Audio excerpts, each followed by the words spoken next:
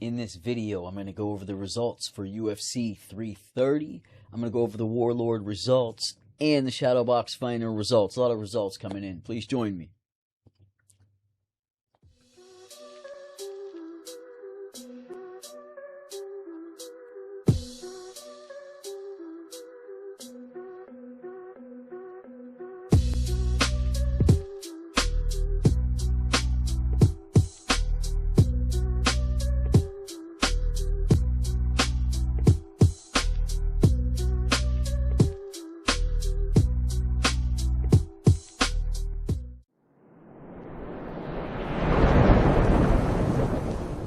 Peace to the savages. Peace. Welcome back to the channel, to the casuals, to the smoke chasers, to the Pinocchios. Everybody's welcome here. Let's get right into it. First up on the card to open the night on the prelims, we have Tibet Autobuy versus Jeremiah Wells.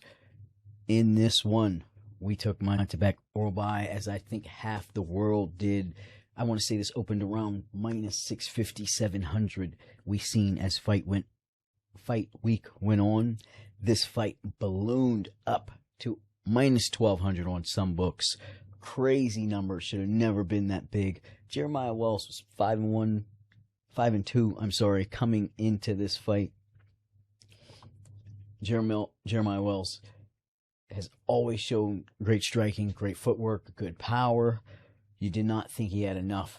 We did not think he had enough to take out Tibet Autobuy, who's looked amazing through this run. We had Tibet Autobuy to win by decision, and I think when this fight happened, all around the world you heard the breaking of 10 million parlays going down. But like I said, this odds should have never been this wide in the first place. What was surprising to me about this one was that every time Autobuy came in and made an entry for a takedown, he got stunned. Wells rocked him. And that last time in the third round when it happened, that's when he got him. If you would have told me that Jeremiah Wells was going to win this fight by submission, I would not have believed you whatsoever. He gets it done. Tibet Autobuy fails for the first time in a fight that we have picked him. Excellent fight. On this card, if you step away from the odds and from the rankings, I think what you're going to see is a surprising trend that I've been noticing, and it's that there's been some great matchmaking going on. Ever since late June, when the UFC went to this meta, data-driven ranking system versus the old ranking system where outside media voted, they had like an outside influence, they had votes, almost like a college football playoff system, the AP poll, something like that. The system was sort of like that. Now, it's data-driven, it's real rankings based on analytics, but matchmaker still gets to decide who gets the chances, if that makes sense to you. Now, the way they're doing it is much more of a tournament style. Now, the matches make a lot more sense if you know what they are trying to do. And they're trying to eliminate people. They're trying to eliminate people from title contention. They're letting people get back in. They're letting people fall out. It's that simple. And once you realize that and you see some of these matches, you're like, oh, okay. And it falls into dominoes. It makes perfect sense. Moving on. The second fight on the card, Ramiz Brahimaj versus Neil Magny. In this fight, you've seen why we picked Ramiz Brahimaj. We picked him by submission. All of his wins in the UFC have come by first round stoppage, okay? It's either submission or knockout. Most of them by submission. Neil Magny is a crafty veteran, all right, with almost 40 UFC fights under his belt. He knew what he had to do. He just had to outlast a Ramiz Brahimaj who gassed somewhere in the mid-first. In the second round,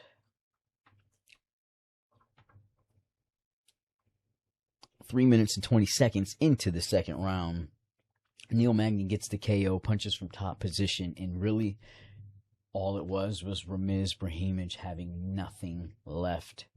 The announcer said that, it was not his cardio. It wasn't that he didn't work that hard. He just tries to wrestle so hard. I don't know about that. I'm not sure what the case was, but I don't think that's a bad read. Ramiz Brahimaj is like Terrence McKinney. He had to get him out of there in the first round. He didn't. We move on. Lucas Fernando and Rafael Tobias. This one was a little bit better than I expected. I mean, Lucas Fernando controlled the whole fight. He was who we thought he would be. He gets the knockout, and then we had him to win by knockout. Minute and 10 into the third round. Did not think this fight was going to go into the third round. Rafael Tobias was a lot tougher than I thought he would be, because Lucas Fernando didn't show any deficiency. He didn't come in and fight this fight on a lower level than I thought he would. He was exactly who I thought he would be. It's just Rafael Tobias came up to meet him at light heavyweight, and we love to see that. Especially from two guys making their debut in the UFC. Moving on, still in the prelims, Tresean Gore versus Vicente Luque. These boys are middleweights. Now listen. Tresean Gore did not have a great start to his UFC career. And you got to answer questions when they put you in that octagon and we watch you, and you got a million people taking notes and they want to see what you have. Tresean Gore didn't show as much. Now, he's a younger guy with tremendous power, athleticism, okay? He's got heart. He's willing to work and learn. And he's been showing you that. In his last few fights, Tresean Gore has absolutely turned his career around. He's headed for a second contract. In this fight, this was a great fight. This was going back and forth. I thought Vicente Luque won this fight twice. I thought Tresean Gore won this fight 3 or 4 different times. I think the right winner came out of this fight. And, we were not on Tresean Gore to win this fight, but he absolutely did. Vicente Luque, he didn't do poorly. We expected him to win this fight, but he showed up. And he got the thing done. Congratulations to Tresean Gore for getting it done. In the next fight, Deontay Johnson fights Eric McConaughey. Now, both of these guys have fought out of class before, out of weight class. Both of these guys have fought on short notice. Tough guys. Deontay Johnson we felt like he was a lot more skilled coming in than Eric McConaughey. Eric McConaughey's going to work, and he's going to be around, maybe a gatekeeper. Yeah, it's hard to gauge where his level is going to be at. We won plus money on Eric McConaughey. Reviewing the tape, you can easily tell that Deontay Johnson was probably going to be the side in this one, and he did not disappoint. 1 minute and 38 seconds into the first round, after being caught a couple times by Eric McConaughey, Deontay Johnson picks it up, gets it going, gets the stoppage. We had Deontay Johnson to win by KO. Now, Charles Johnson. Okay? He had Jose Ochoa. He was minus 400 favorite. Jose Ochoa was in this fight. And we had Jose Ochoa to win. We love Charles Energy Johnson. He's had some big wins over the years. He's definitely a player. He had a shot to try to, make it into contention. He didn't get it done. He's still there, though. This fight was fought at a catch weight of 130. Eduardo Enrique Chapon was the replacement for Jose Ochoa. All right. Breaking it down after the switch, we had Charles Johnson slightly ahead to win this fight. We had him to win by decision. He gets the Scottish Twister in 1 minute and 36 seconds into round 3. He wins the fight, puts another stripe on his back. Congratulations, Charles Energy Johnson. We continue on to the feature prelim of the night, and a fight I had a feeling about. You know those misty watercolor feelings, y'all. I had a feeling about this fight. I did not like the style matchup for Joel Alvarez. Now you look at this, Joel Alvarez has the better record. Joel Alvarez is nice and shiny and polished. He was a heavy favorite in this. Everybody knows Joel Alvarez is going to win, right? You cue Lee Corso. Not so fast, my friend. Chidi and Janaku tore up Joel Alvarez's lead leg, destroying all kind of movement. It affected the whole rest of the fight. And you could see it from Alvarez. It affected the whole rest of the fight. He wasn't able to do the things that he wanted to, and it was a great game plan from Chidi. You can't sleep on this guy. He's dangerous, and like I said, this style bothered me from the very beginning. Now, you break it down, Joel Alvarez had more paths to win the fight. We think Joel Alvarez is the better fighter, has the higher ceiling, but, you know, every fight's in a vacuum. You still got to get in the ring and do it. And against Chidi and Janaku, this was a terrible matchup for him stylistically, and it proved to be right. Now, the next one, main card opener, Esteban Ribovics and Edison Barbosa. Esteban Ribovics gets the KO 1 minute 32 seconds into round 2. He did fantastic. Edison Barbosa. This one went exactly like we thought it was going to go. Edison Barbosa, he was never going to win the title, but he used to be Edison Barbosa. This guy that's here now is the ghost of Edison Barbosa. All right? And we'll keep him around. Now, we go on to the next one. Like, you combine this one with Jeremiah Wells versus Orlbai. Now, you have, in this dynamic, wrestlers, experience, versus 2 strikers, okay?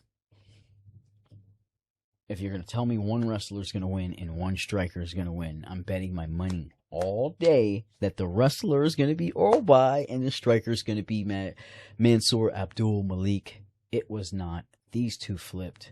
Dustin Stolfus had a great first round. He had a great first round. Now, Mansour Abdul Malik, I think he started off the second round better. He was starting to find his groove, but he had nothing for Dustin Stolfus on the ground.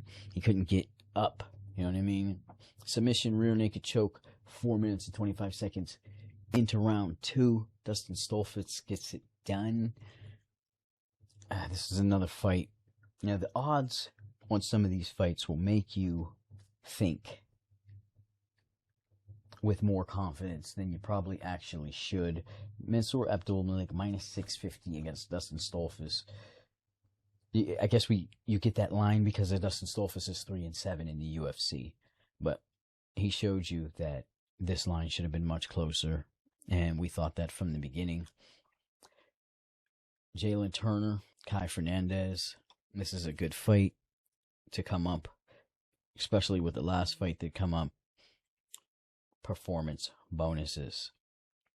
All right, now we're at the end of it, so we'll go through. When we get done, we'll talk some performance bonuses because there's a few gentlemen who changed their stars.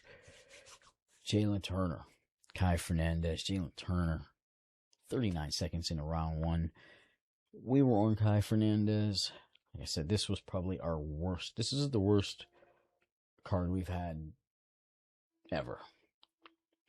And still, it's not like bad as what I've seen out there. I mean, we went 5-7 total, 42% on the tire Warlord. But let us just take a step further. Yeah, there was one-way traffic in that Jalen Turner fight. There was not much fight to talk about. 40 seconds. Jalen Turner left hook to ground punches, dropped Kai Fernandez. The man is looking great. And I thought Kai Fernandez had more paths to win. I thought he had more skill. Unlike the other fight in which Chidi had less paths to win, he just took that path and shined in it. You know what I mean? Unlike that, Jalen Turner had more paths to win, but I still thought Kai Fernandez's game was overall more rounded. But I guess if you're coming in as sharp and as hot and, on your game as Jalen Turner, then that peak of performance can drive through a well-roundedness and get you the win. And we've seen that here. And we've seen it in spectacular fashion at lightweight. So, congratulations to Jalen Turner. In the next fight, co-main event, Dan Thomas, what are you doing? All that terribleness with Coach Thomas aside, Savage, UFC Savage, friend of the channel, Jillian Robertson. What can we say? She's one of our favorites. She ain't going nowhere. She'll be back. Maybe she doesn't get a title fight next. Maybe she doesn't get one for a while. She lost unanimous decision. She didn't look close to Mackenzie Dern in this one. Mackenzie Dern, one-way traffic. 5 rounds of just terribleness. We're still in Jillian Robertson's corner. She is still the homie. We're going to move on to the next fight so we don't have a nervous breakdown. No, I'm just kidding. The UFC Strawweight Championship belongs to Mackenzie Dern, and deservedly. She did a great job. Round of applause for Mackenzie Dern. Moving on to the main event. Islam Makhachev versus Ian Machado Gary. Much made about this one at 170. I understand. Ian Machado Gary is a great fighter. He's still going to be a player in this picture moving forward, but Islam is Islam Makhachev. His name is his name. Put some respect on that man's name. And he came through in a major way, got the unanimous decision. So there you have it for the War Report, the Warlord Accuracy Review. We are 5-7, 42%, not our best night at all, our worst night. And some of those upsets, like I said, the Ramiz Brahimaj, when he had energy, before he gassed, he absolutely dominated that fight. Matek Orbai won the first 2 rounds on every judge's card before getting knocked the hell out. Or before getting submitted, I'm sorry. So, a couple of those decisions flip the whole thing around to 7-5, and you're all of a sudden 59%. All right, so we came into this with so much momentum. We really hit our stride. Here we go, 100 down, our first play. Dante Johnson, Matek Orbai, and Lucas Fernando all on the money line. We took that on DK. 1.25 units on that. Got plus 112. The thing about this one is I had Dante Johnson and Lucas Fernando on the money line. It was minus 136. And I'm like, for a 2-leg parlay, that is juiced. I did not. So I didn't like it. Thought Matek Orbai was the safe play, so we went with him. Added him on as a little bit of fluff. We talked about fluff earlier in the year.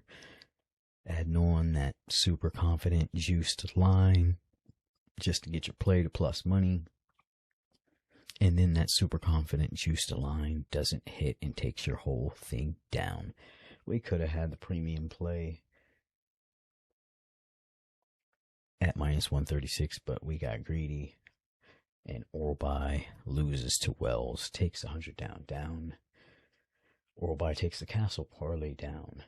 You see there was a 4-leg minus 102 on FD. Now what we did this card, because we did it last card, was we stacked a bunch of plays. It worked very well last card. Now we didn't stack the exact same plays unless they were like money lines. I mean, we stacked the same person sometimes, especially using a method.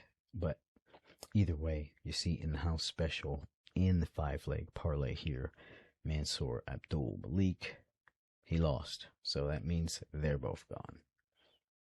I mean, there were others that lost.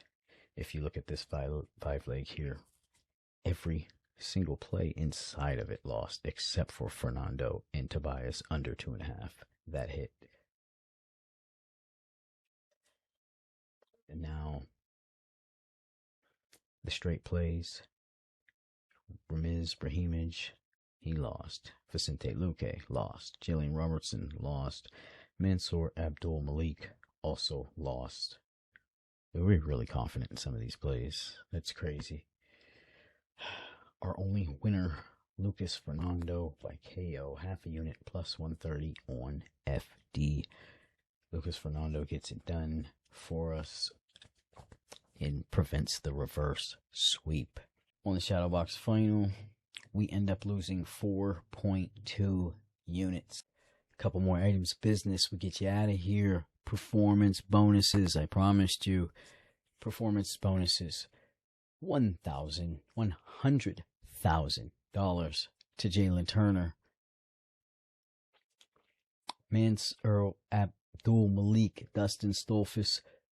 $100,000 bonus to Dustin Stolfus. Performance of the night, $100,000 to Charles Johnson. And last but not least, in the first fight of the night, $100,000 goes to Jeremiah Wells. Gentlemen, enjoy. And also, for Wells, for all four of these men, an extra $25,000 for their finish bonus. So, plus their gate, plus their show, is a fantastic night for these four gentlemen. A round of applause.